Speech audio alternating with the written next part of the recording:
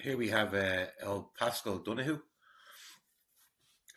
He's like the other ones in the sense of, he's been in the game a long time, and they just move him around to different positions. I don't know how many positions this man has held, but one thing he did serve as was Minister for Finance, which I find very interesting because if you go look at the background of this individual, especially Pascal Donoghue, I've told you many a times that he's a Bilderberger. He's one of the Bilderbergers, which is that um, if you just want to go and just Google Bilderberger, you'll see that they've been around a long time. They were first started by, I think it was the King of the Netherlands. I think he initially, or he in some way hijacked this movement or this group of people that were known as the Bilderbergers, and they held one of their first meetings in. I think that's why they actually named them the Bilderbergers, something like that. I learned all this stuff from Jim Mars. Like, there's a guy called Jim Mars who used to follow these meetings. It's like Davos, but more secretive. In the sense of when you know when Davos is happening because or the G8 or some things like this because the media outlets cover it, but they cover it from outside the buildings. Even then, you rarely get videos from inside of them places, of these meetings that they're holding. And the ones they do show are like well scripted and everything, They're like proofread and all this sort of crap. Because that's the layers. Once again, layers upon layer upon layer. But Bilderbergers, yeah, they meet up, and these are the guys that basically outline what the next 4 years are going to be. 4 or 5 years are going to be. This is like one of their little groups that they use to project what they want to happen, right? And Pascal Donoghue is one of them. Simon Coveney is one of them. I'm sure there's a few more Irish politicians that have attended Bilderberger, but I know that Pascal has and still does go to meetings. And I know Simon Coveney had. Everyone's seen the video of Simon Coveney walking down the street in Canada where they had the Bilderberger meeting one year. He's walking down the street with uh, Peter Sutherland, who was also a Bilderberger member. Um, so here he is. He's talking about the NGOs, right?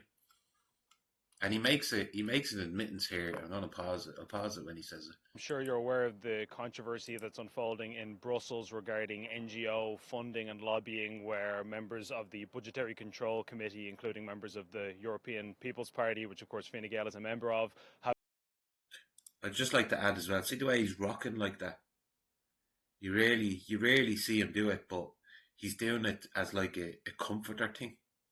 You know, like it's not even a hardball question, but this man knows the significance of propping and keeping NGOs funded and keeping them active as much as possible.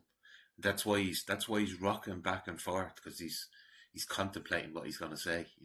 have been arguing that it's dubious for the European Union to give money to an NGO of an environmental nature, let's say, and then have that same NGO use the money to lobby European institutions in a kind of a cyclical way, that this doesn't make sense. And so they're calling for increased scrutiny on the NGO sector and lobbying more broadly. Do you think like something like that might be appropriate for Ireland domestically as well, given that we are seeing increased scepticism both on the other side of the Atlantic with the Department of Government Efficiency and now this unfolding in Europe too? Do you think something like that is called Well, for here? so I think we're very well served actually by the lobbying registration system that we have.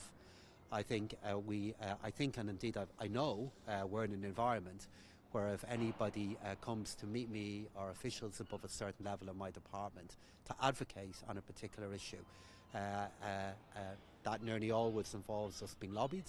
And in all cases in which that happens, I see that lobbying then being registered. And then it then allows stakeholders, it allows the media, it allows the public to look at how the case is made to politicians, who the organisations are, and if they're funded in any way. So here in Ireland, actually, I think we've the balance reasonably well made. And I They've balanced it out. Don't worry about it. We're in control of the NGOs. We have it balanced, huh? I would contend a point that I've made to you in the past, Ben, that the majority of organisations who are involved in advocacy, certainly to me, also provide services, and the majority of the funding that we provide to those organisations is used for their services rather than for lobbying. Now he's lying. He's lying. And look at the little smug. Look what I paused it on. He knows he just told the whole nation a lie there. But look how smug he is. He's saying that the majority of the funding, didn't give a percentage or anything. He just said the majority. So just saying the word majority is enough, for him to convince certain people. That's enough. Yeah, he just look, the majority of them are there doing charitable work, and a small percentage are doing lobbying. When anything these say, you might as well invert it. You all know you might as well invert everything that these people say. So what he meant to say was that there's a small bit doing charity and a good percentage doing lobbying.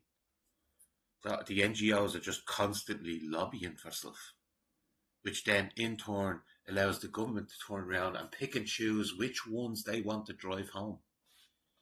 And people, we need to as well start highlighting the fact that even though these NGOs, even though they're called NGOs, which is non-government organisation, it couldn't be further from the truth. It's like everything else. Flip it on its head. They're solely funded by the government. They're solely funded by the government to push through government new things that the government want to push through. And that's where your governments come in then. Go, you want more rights to have men in women's toilets? Yeah, come on, we'll look after yous, we'll promote yous. That's what we want, more of them, so they can pick and choose out of them. Huh?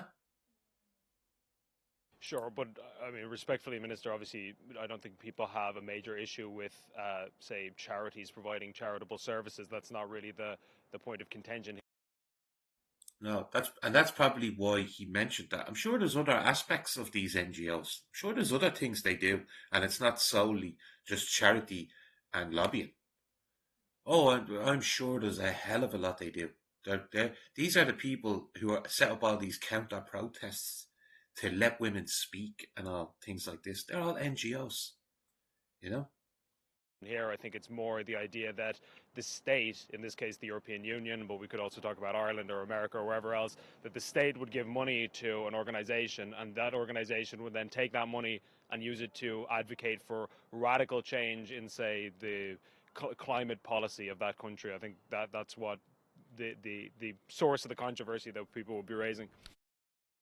Well, he keeps it they're so sure of themselves. See that little thing he does with his lip?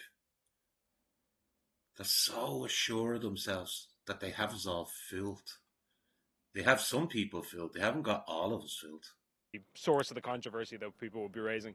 But again, we are well served in Ireland down by our lobbying framework, where if any organisation comes looking to make the case to me, for example, regarding budgetary decisions, they have budgetary decisions. But he didn't address what Ben said to him there, was say how so much funding is given to these, say for instance, people that might be climate activists, and how they're being overfunded.